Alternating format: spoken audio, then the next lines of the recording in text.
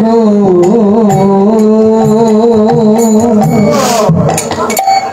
ওগো দয়াল গুরু আমি রইলাম প্রবাস জীবন। প্রবাস জীবনে যেমন ছটপট ছটপট করে মানুষ একটু মায়ের সঙ্গে কথা বলার জন্য, একটু বাবার সঙ্গে কথা বলার জন্য, একটু পুত্রের মুখ দেখার জন্য, স্ত্রীর একটু প্রীতি প্রাপ্তির জন্য, এই প্রবাস জীবন থেকে যার মনটা ছটপট করে গোবিন্দের জন্য, শীঘ্র করে তার প্রবাস জীবন কেটে যায়। তার মূল নিকেতন গোলক বৃন্দাবনের টিকেট হয়ে যায়।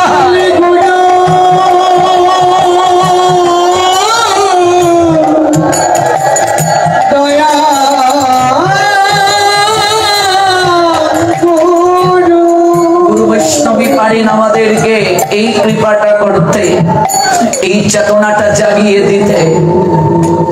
তদ্বিদ্ধি প্রণিপাতেন পরিপ্রশ্নেন সেবয়া উপদেক্ষন্তিতে জ্ঞানম জ্ঞানীন তত্ত্বদর্শিনঃ। যাও তত্ত্বদ্রষ্টার নৈকট্যে প্রণাম দিয়ে গিয়ে বসো, জানো এই জীবনের তত্ত্ব কি, জীবনের উদ্দেশ্য কি, জীবনের গতি কোথায়। পরীক্ষিত ছুটলেন তত্ত্বদ্রষ্টার নৈকট্যে। সকল সম্পদ, রাজত্ব, রাজ সিংহাসন পুত্র জন মেজয়কে বুঝিয়ে দিয়ে গেলেন, সবকিছু দিয়ে গেলেন। ভিখারির বেশ ধারণ করে ছুটলেন গঙ্গা তীরে। মৃত্যু নামক তক্ষক সর্প, আমরা পরীক্ষিত, দরকার কেবল একটু শুকদেবীর কাছে গিয়ে বসা। এই তো বসলাম। এবার পরীক্ষিতের চরিত্র থেকে জানতে হবে কি করে বসবো, কি করে শ্রবণ করব, কি করে আচরণ করব, তাহলেই জীবন ধন্য হবে। এর আগে নয়, নতুবা বারংবার আসতে হবে নিবর্তন্তে মৃত্যু সংসার বর্তমি। গোবিন্দকে প্রাপ্ত না হয়ে বারংবার আসতে হবে অপ্রাপ্যমাম নিবর্তন্তে মৃত্যু সংসার বর্তমি। অর্জুন, আমাকে প্রাপ্ত না হলে বারবার আসতে হবে, জন্ম মৃত্যুর চক্রাকারে ঘুরতে হবে। সংসারে আমরা যারা আছি, সর্বপ্রথম চোখটা খুলে আমাদের গোবিন্দকে দর্শন করতে হবে, ভগবানকে দর্শন করতে হবে। এই জন্য চরণের দিকে একটা ভগবানের চিত্রপট টাঙ্গিয়ে রাখুন। চরণের বরাবর নয়, একটু উপরে। লাইটটা অন করলেই যেন গোবিন্দ দর্শন হয়। রাধারানী ওই গোবিন্দকে দর্শনের জন্য জন্মের পর এতটা দিন তিনি চোখটা বন্ধ করে রাখলেন, চোখটা খুললেন না। সর্বপ্রথম তিনি কৃষ্ণ দর্শন করবেন। মনে রাখবে মায়েরা, আমরা যারা সংসারী, আমরা যারা কলিহত ভাগ্যহত মনুষ্য জীব, আমাদের যে ভজন আর কিছু নয়, তুলসী সেবা, হরি নামের আশ্রয়, আর ভগবানকে নিবেদন করে প্রসাদ ভোজন। এই তিনটা কার্য করলেই তার গোলক বৃন্দাবন প্রাপ্তি হবে। কলিযুগে আর কোনো ভজন নেই। জীবে দয়া পোষণ করবে, নামে রুচি আসবে, বৈষ্ণবের সেবা করবে, নাম সংকীর্তনের আশ্রয় নেবে, উদ্ধার সম্ভব। নতুবা কোটি কল্পে নাহি হবে পার, নিস্তার হবে না। কাজে আপনি প্রত্যেক দিন যে রান্না করে আহার করছেন, তার মাঝে পাপ আশ্রয় আছে। কারণ আপনি আমি অনেকেই ভগবানকে নিবেদন করছি না, নিজের উদর পূর্তির জন্য খাবার খাচ্ছি রান্না করে, নিজে খাচ্ছি অন্ন ব্যঞ্জনাদি, আর গোবিন্দকে ফলমূল কিংবা একটু বাতাসা মিশ্রি। আমার ঘরের ছেলে, পেট থেকে যে ছেলে বের হলো, তাকে যদি চিনি মিশ্রি বাতাসা ফলমূল এক সপ্তাহ দেই, সে কি আমার ঘরে থাকবে? ছেলেটা আমার ঘরে থাকবে গো। তোমার যে ছেলে জন্ম হলো তাকে চিনি মিষ্টি বাতাসা আর ফলমূল 1 সপ্তাহ দেব, সে থাকবে তোমার ঘরে? তোমাকে কয়টা কথা শোনাবে যে খাওয়াতে পারো না, জন্ম দিয়েছিলে কেন? তোমার ঘরে ভগবান যে আসনে আছেন তিনি চিনি মিষ্টি বাতাসা ফলমূল খেয়ে কি করে আছেন তোমার গৃহে? বিচার করো। নেই ভগবান। অতিথিকে আনলেন, অনেক সুন্দর সুন্দর কথা বললেন, খাবার দিলেন না, থাকবে না সে। যেদিন থেকে ভগবানকে ঘরে বসালাম সেদিন থেকে ভগবানও আমার ঘরের একজন সদস্য। এই জন্য গত বছর বলে গিয়েছিলাম, জননা ও শৌচে মরণা ও শৌচেও ভগবানের সেবা পূজা বন্ধ করা যাবে না, কারণ তিনি আমার ঘরের সদস্য। নিত্য কর্ম কখনো বন্ধ হবে না। গোষ্ঠীর বাচ্চা হলেও ভগবানের সেবা বন্ধ হয় না, মরে গেলেও ভগবানের সেবা বন্ধ হয় না। নৈমিত্তিক কর্ম বন্ধ হয়, নিত্য কর্ম বন্ধ হয় না। প্রতিদিন সেবা পূজা, আহ্নিক মন্ত্রাদি ধ্যান, গীতা পড়া, তুলসী সেবা পরিক্রমা, জপমালায় জপ, একাদশী ব্রত, জাতক ও শৌচে বন্ধ হবে না। কালী পূজা পড়ে গেল, বিবাহ পড়ে গেল, এগুলো হবে না, কিন্তু নিত্য কর্ম বন্ধ হবে না, নিত্য কর্ম হবে। তাহলে আমি ভগবানকে যাহা নিবেদন করব তাহাই পাবো, এটাই গীতার কথা। ভাগবত শুনলাম, গীতা শুনলাম, নিজের জীবনে যদি আচরণ না করি এই পাঠ দ্বারা জগতের কল্যাণ হবে না। গত বছর কিছু তিথি মানার কথা বলে গিয়েছিলাম, অন্তত 17 দিন মানুন, ধীরে ধীরে অভ্যাস করুন আহার শুদ্ধির জন্য। অনেক তো হলো, একটা নিয়ম আছে, ভাগবত একটা নিয়ম দিয়েছেন আমাদেরকে। 25 বছর বয়স পর্যন্ত দেহ সম্পদ রক্ষা, 26-এ বিবাহ, 50 বছর বয়স পর্যন্ত স্ত্রী সঙ্গের অনুমতি আছে, 51 বছর বয়স থেকে কোনো পুরুষ কোনো নারী সহবাস করতে পারবে না, নিষিদ্ধ শাস্ত্র আমাদের প্রদান করেছেন। 50 পর্যন্ত তার গার্হস্থ্য আশ্রম, স্ত্রী সঙ্গ করতে পারবে, সন্তান উৎপাদন করতে পারবে, সেটাও তিথি নক্ষত্র মেনে, নতুবা পাপ হবে, শরীরে ব্যাধি হবে। 51-তে তাকে বানপ্রস্থ নিতে হবে। 50-এর পরেও যদি আমার মাংস খাওয়ার লোক থাকে, দাঁত পড়ে গেছে, হাড্ডি চিবাতে পারি না, খাসির তেলটা খাওয়ার ইচ্ছে জাগে, দেখেছি আমি বহু জায়গায় নিজের চোখে, তাহলে বুঝতে হবে আমি মানুষ নয়, আমি অসুরের জায়গায় আছি এখনো। দেহটা আমার মানুষের আকৃতি, মূলত আমি অসুর। ডাক্তাররা বলে 40-এর পরেই আপনাকে খাবারে কন্ট্রোল আনতে হবে, আপনি তেল জাতীয় জিনিস আর খাবেন না, আপনাকে এগুলো কন্ট্রোল নিয়ে আসতে হবে। সাত্বিক আহার অর্থাৎ শাক সবজি বেশি করে গ্রহণ করুন, ডাক্তাররা বলে। তেলে ভাজা জিনিস আর খাবেন না। 15, 16, 20, 25 বয়স পর্যন্ত আপনার আমার পাকস্থলী যেভাবে হজম করার শক্তি রাখে, 40, 50-এ যদি 16, 15, 20, 25 বছরের খাবারটা, আমি যে খাবারটা খেয়েছি এই খাবারটা যদি 40, 50-এও কেউ পাকস্থলীতে দেয়, মেশিন কি আগের মতো অ্যাক্টিভ আছে? হজম করতে পারবে? দেখুন ভাগবতের সঙ্গে কেমন একটা মেডিকেল সায়েন্সের মিল আছে। 50-এর পরে অন্তত আপনি আহার শুদ্ধে যান। অনেক হলো, অনেক তো খেলেন অখাদ্য কুখাদ্য। ভগবানকে আমি আপনি কথা দিয়ে এসেছি, প্রভু আমি যা আহার করব তোমায় নিবেদন করে আহার করব। অনেক তো খেলাম, অনেক তো ইন্দ্রিয় সুখ হলো, স্ত্রী সঙ্গ হলো, অন্তত এবার স্বামী স্ত্রী মিলে একটু ভজনে মনোযোগ দেই, অন্তত একটু যাওয়ার রাস্তাটা পরিষ্কার করি সুস্থ শরীরে। রাধাকুণ্ড বৃন্দাবনে গেলে দেখবে 50-এর উপরে অনেক স্বামী স্ত্রী ওরা সংসার ছেড়ে চলে এসেছে বাকিটা জীবন রাধাকুণ্ডে ভজন করে কাটিয়ে দেওয়ার জন্য। ছেলেকে সংসার বুঝিয়ে দিয়ে এসেছে, বউকে সংসার বুঝিয়ে দিয়ে এসেছে, ওরা ভজন করছে গিয়ে দেখো রাধাকুণ্ড বৃন্দাবনে কুটির বানিয়ে।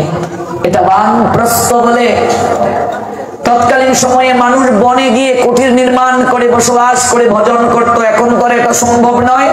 50 বছর যাদের হয়ে গেছে, 100 দিনের মাঝে 75 দিন ভাগবত বলছেন, তাদেরকে সাধু সঙ্গে কাটাতে হবে, ভাগবতে কীর্তনে মন্দিরে ধামে বাস করতে হবে।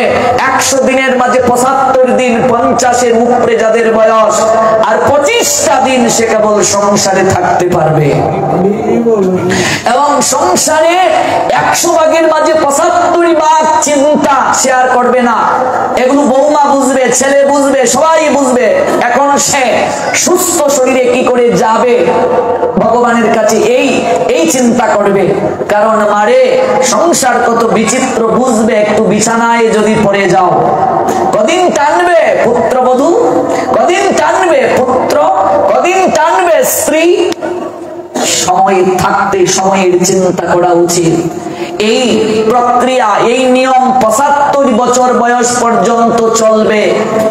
যদি কেউ মরে যায় এর ভিতরে মরে গেল, আর যদি বেঁচে থাকে 76 বছর বয়স থেকে তাকে ত্যাগের জীবন নিতে হবে। এই হলো চতুরাশ্রম, এটাই সনাতন ধর্মের ফাউন্ডেশন। 26 থেকে 50 স্ত্রী সঙ্গ, 51 থেকে 75 বানপ্রস্থ, 76 থেকে ত্যাগ জীবন, আর 1 বছর থেকে 25 বছর দেহের বীর্য রক্ষা করা। বীর্য ধারণ করবে, বীর্য ধারণ করে 26-এ বিয়ে করবে, তাহলে সুস্থ সবল সন্তান পাবে, অপূর্ণ সন্তান হবে না, মেধা প্রজ্ঞাশীল সন্তান হবে। এই 4টা আশ্রম যে মানবে না, এই 4টা বিধি যে মানবে না, সে রোগে সুখে আক্রান্ত হয়ে জীবনটাকে নরকের দিকে নিয়ে যাবে। মৃত্যুর পরে নরক নয়, এই ইহ জগতেই সে নরক যন্ত্রণা পাবে। 50 বয়স মানে আপনাকে হলুদ কার্ড দিয়ে দেয়া, খেলায় দেখবে হলুদ কার্ড দিয়ে সতর্ক বার্তা দেয়া হয়, সতর্ক হয়ে যাও, তুমি যে ভুল করেছো সতর্ক হও। এরপরও যদি কেউ ক্রমাগত ভুল করতে থাকে, তাকে লাল কার্ড দেখিয়ে ফিল্ড থেকে বের করে দেয়া হয়। 50+ মানে হলুদ কার্ড দিয়ে দেয়া। কজন পেয়েছি আমরা এখানে? গৌর প্রেমানন্দে। ভাগবতের সঙ্গে অভূতপূর্ব ডাক্তারি শাস্ত্রের মিল আছে। একটা নির্ধারিত সময় আছে ভোগের। আজকাল মানুষ ভোগকে ত্বরান্বিত করার জন্য অনেক মেডিসিন পর্যন্ত খায় যৌবন টিকিয়ে রাখার জন্য। না, সম্ভব নয়। দেহিন অস্মিন ইয়াতা দেহে কৌমারম যৌবনম জরা তথা দেহান্তর প্রাপ্তি ধীরস্তত্র ন মুচ্যতি। সম্ভব নয়। যৌবন থাকতেই ভজন করতে হয়। বার্ধক্য জীবনটা বড় কষ্টের, আলস্য ঘিরে ধরে আমাদের, এক জায়গায় বসতে পারি না, স্মরণ শক্তি নাই, ভালো করে কানে শুনি না, শ্বাস প্রশ্বাস ভালো করে নেওয়া যায় না, চোখে ভালো করে দেখি না, দাঁত পড়ে গেছে, রাম বলতে আম বলি, কি হবে? সময় থাকতে ভক্তের সঙ্গ করা উচিত, সময় থাকতে ভজন করা উচিত। ভজন বিমুখ ব্যক্তি ইহকালে সুখী নয়, পরকালেও সুখী নয়। অনেক তো হলো, এবার একটু ভগবানকে গোপীনাথকে নিবেদন করে প্রসাদ পাই, বাকিটা জীবন কৃষ্ণ নাম করে যাই। এই জীবনে যত পাপ করেছি এটাই স্খলন করার আর শক্তি নাই। বিগত জন্মে আরো তো অনেক বকেয়া পাপ বুঝা গাড়ি চাপাইয়া নিয়ে এসেছি। যতদিন প্রারব্ধ কর্ম দূর না হবে ততদিন পর্যন্ত কৃষ্ণ কৃপা হবে না। এই দুর্লভ মানুষ জীবন প্রাপ্ত হয়ে যে হরিভজন করলো না, গৌর গোপীনাথের সেবা করলো না, সে সত্যি দুর্ভাগ্যের অধিকারী। তার মতো দুর্ভাগা জগতে আর কেউ নাই গো। বৃক্ষ জন্মের মাঝে আর তার জন্মের মাঝে পার্থক্য নাই, কুকুর জন্মের মাঝে তার জন্মের পার্থক্য নাই, কীট পতঙ্গ জন্মের মাঝে আর তার জন্মের মাঝে কোনো পার্থক্য নাই। কাজে অন্তত কয়েকটা নিয়ম দিয়ে ধীরে ধীরে শুরু করতে হবে। ঘুম থেকে উঠার পর ভগবান দর্শন, নিত্যকর্ম, এই একটা শীট আছে নিত্যকর্মের। কিছু ভক্তগণ আমাদের অনলাইনে বলেছিলেন এই নিত্যকর্মের শীটটা আপনারা সংগ্রহ করবেন, বেশি নেই, কয়েকটা আছে আমাদের কাছে। ঘুম থেকে উঠার পর রাত্রে ঘুমানোর পূর্ব পর্যন্ত আপনি কি করবেন, কি করে ভগবানের সেবা করবেন, ভগবানকে শয়নে দেবেন, ভগবানকে জাগরণ করাবেন, স্নান করাবেন, এমন কোনো কিছু নাই যে এটাই নাই, এটা নিয়ে যাবেন। এই অনুযায়ী একটু পরে সেবা পুজোটা করার চেষ্টা করুন। ঘুম থেকে উঠে ভগবানকে দর্শন করুন। পালঙ্ক থেকে নেমে আগে একটা ধরণী মাকে প্রণাম দিন। সমুদ্র মেখলে দেবী পর্বত স্তনমণ্ডলে বিষ্ণু পত্নী নমস্তভ্যং পাদস্পর্শ ক্ষমস্বমে। প্রতিদিন দীক্ষিত ব্যক্তি যারা আহ্নিকটা ঠিক মতো করুন। ক্রমাগত যারা গুরু প্রদত্ত আহ্নিক মিস করছে তাদের যে কি শাস্তি হবে কল্পনাও করা যাবে না। তাদের আয়ু কমে যাবে দিন থেকে দিন। একটার পর একটা সংসারে অঘটন লেগে থাকবে। আমার সংসারে একটার পর একটা অঘটন, অনাচার যখন হবে বুঝতে হবে ভগবানের সঙ্গে আমার সম্পর্কটা দূরে চলে গেছে, ভগবান আমার থেকে দৃষ্টি সরিয়ে নিয়েছেন। সারা জীবন ভাইয়ের জন্য করবে, অন্তিমে জিরো পাবে। মিলিয়ে দেখবে, ভাগবত মিথ্যে বলে না। সারা জীবন সন্তানের জন্য করবে, জিরো পাবে। ভরত মহারাজ সবাইকে ছেড়ে সবার কাছ থেকে দুঃখ পেয়ে বনে এলেন, এই ঘটনা তো আমরা সবাই জানি। একটা হরিণের বাচ্চাকে দেখে তার প্রতি বাৎসল্য ভাব জেগে গেল। হরিণটাকে পিটার দিয়ে দুধ খাওয়ালেন। আমরা যেমন পিটার দিয়ে মা মারা গেলে দুধ খাওয়াই, পিটার দিয়ে দুধ খাওয়ালেন, বড় করলেন। আর সেই হরিণ রতি ক্রীড়া করার জন্য একটা হরিণীর সঙ্গে চলে গেল তাকে ছেড়ে। আর ওর চিন্তায় ধীরে ধীরে ভরত মহারাজ অসুস্থ হয়ে গেলেন, মৃত্যু মুখে পতিত হলেন। হরিণের কথা চিন্তা করে করে পরের জন্মে হরিণ হয়ে জন্ম নিলেন। যাওয়ার আগে বলে গেলেন, এত মায়া এত মোহ, হে জগৎ জীব, আমার মতো কেউ স্ত্রী পুত্র ভাই ভগিনী কন্যা আর স্বজনের প্রতি করিও না। আমার গতি হবে।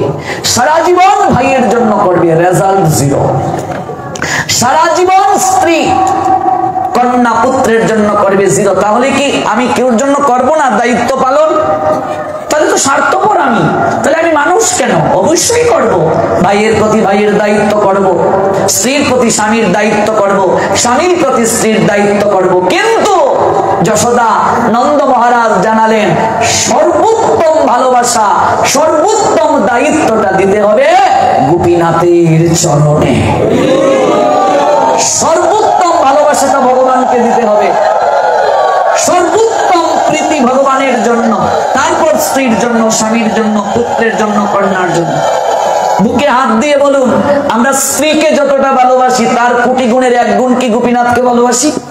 আমরা স্বামীকে যতটা ভালোবাসি তার কোটি গুণের এক গুণ কি গোপীনাথকে ভালোবাসি? এমন কেউ আছেন? বুকে হাত দিয়ে বলুন যে আমি আমার সন্তান থেকেও গোপীনাথকে বেশি ভালোবাসি। একটা লোককে আমি পাইনি। যদি বলি বাসি, মিথ্যে বলছি, প্রশ্ন উঠে না। আমি নিজেই পারছি না, চেষ্টা করছি, আমারটাও আমি বলছি। আমি আমার সন্তান থেকে শ্রেষ্ঠ ভালোবাসাটা যেদিন গোপীনাথকে দিতে পারবো, স্বামী থেকে শ্রেষ্ঠ ভালোবাসাটা যেদিন গোপীনাথকে দিতে পারবো, স্ত্রী থেকে শ্রেষ্ঠ ভালোবাসাটা যেদিন গোপীনাথকে দিতে পারবো, সেদিনই আমার সংসারের দুঃখ দূর হবে। আর জন্ম মৃত্যুর চক্রাকারে আমাকে ঘুরতে হবে না। আমি ভগবানের পরম ধাম প্রাপ্ত হব। এই জন্য স্নান করে দীক্ষিত ব্যক্তি যারা আহ্নিকটা মিস করব না, অনবরত যারা আহ্নিক মিস করবে তাদের কঠিন শাস্তি পেতে হবে। দীক্ষা এত সহজ নয়। আজকাল অনেক গুরুরা এসে কানে ফু দিয়ে চলে গেল, দীক্ষা বীজ দিয়ে, তারপর আর জিজ্ঞেসই করে না, কিরে বীজ মন্ত্র ধ্যান করিস, কিরে একাদশী করিস, কিরে হরিনাম করিস। কোন গুরুদেব শাসন করে না। আর শাসন করবে কি? কলিযুগ শাসন করলে সেই গুরুকে ত্যাগ করে আরেক জায়গায় দীক্ষা নিয়ে নেয় শিষ্য। হবেটা কি? অনবরত আহ্নিক যারা মিস করবে, একটার পর একটা যন্ত্রণা, কষ্ট সংসারে লেগে থাকবে। এটা মিস করা যাবে না। ত্রিসন্ধ্যা করতেই হবে, ত্রিসন্ধ্যা মিস করাই যাবে না। মনে রাখবে, মায়েদেরকে বলছি, বাবাজিদেরকে বলছি, সংসারী মানুষ যারা মঙ্গল আরতি করবে না, ওদের কোনোদিন সংসারে মঙ্গল হবে না, হবে না, হবে না। লিখে নিয়ে যান। আমরা কেবল 1 মাস কার্তিক করি, কেন 1 মাস? কেন? তুমি